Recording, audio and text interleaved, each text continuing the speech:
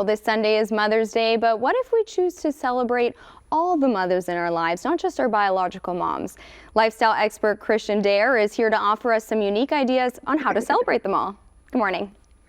Good morning, Sylvie. So I say this Sunday, I like to call it Mothering Day. Because it's all about celebrating those mothering figures, from your auntie to your teacher to your mentor to anyone in your life that's basically shaped us and made us who we are. So I've got some great ideas and what you can do for them. So all right, let's hear it. Up first, I call it a family friend. Like, I don't know about you, but my next door neighbor was almost like my second mother when I was growing up. She literally helped me raise myself too, right? So I thought one of the things she taught me was about the love of gardening, and about that gardening is more than just about gardening, right? So I thought, let's get her a bunch of great gardening accessories. I picked this all up at HomeSense. They've got a great variety of things for moms at great prices. And I say, throw in a packet of seeds or a live plant. So then every year in her garden, she sees that growing as she helped you grow. It's like a little pretty moment, right? So instead of giving her flowers, a bouquet of flowers that die in a couple weeks, she'll remember you forever. Exactly, because it'll be in her garden, right? And it's like a memory of you gardening together, which is great. Okay, what else do you got there? So up next, this one may seem weird, but as someone who worked in corporate life for a very long time, I had many female mentors that were like moms to me at the office. They taught me how things worked. They taught me to push harder. They celebrated my success. So I thought, why not celebrate them and how they shaped you? So I put together two little kind of baskets, I call, where you could do like a brunch basket or an afternoon tea, fill it with some great goodies like some pastries, some jam, some macaroons, whatever they like to snack on. And then because it's me and I love a good cocktail and non-cocktail option, throw in some great celebratory drinks. So the first one I have from the LCBO is actually a local favorite to Hamilton. I don't know if you've tried Collective Arts Brewery before. Yeah, all the time. They've got some delicious beer. For spring now, they actually have an apple cherry cider and a pineapple tangerine brew. So they're delicious. They're new. They're from Collective Arts. They're all available at the LCBO. They've got the latest things for spring there.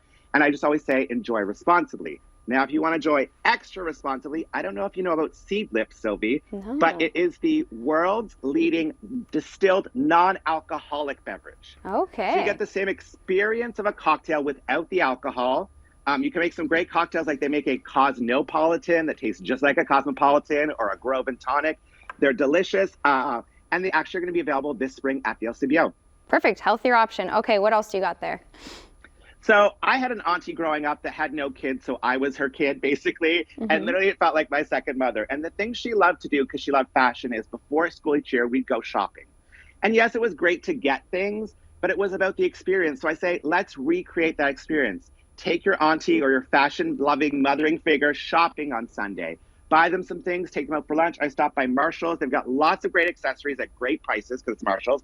And then she'll have something to remember you by, but it's also about that day of shopping together. That's a fun experience. What about a coach, if you have a sports coach? Yeah, so I grew up playing tennis and ski racing. I now have a coach and trainer. I feel we spend a lot of time with those people also these days. So I thought one of the things they taught me, besides hard work, was about self-love. So I thought, why not give them a gift of self-care? So I stopped by HomeSense. Stopped by Winners. I stopped by Winners, and they've got a great assortment of self-care products, everything from bath oils to bath salts to massagers to scrubbers, everything you could imagine. They're 5 finds for less, of course. And then you can put together this beautiful at-home spa gift basket. Love that. And just about a minute left. Any do-it-yourself ideas so we don't have to go to the store.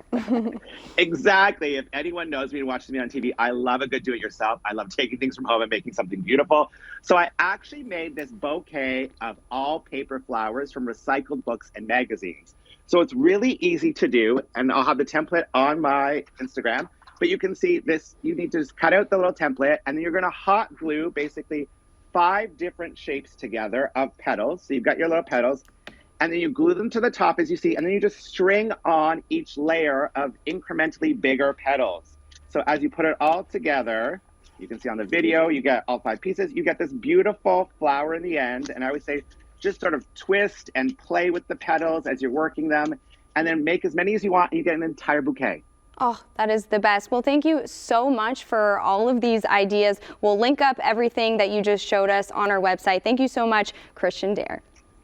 Happy Mothering Day. Happy Mothering Day.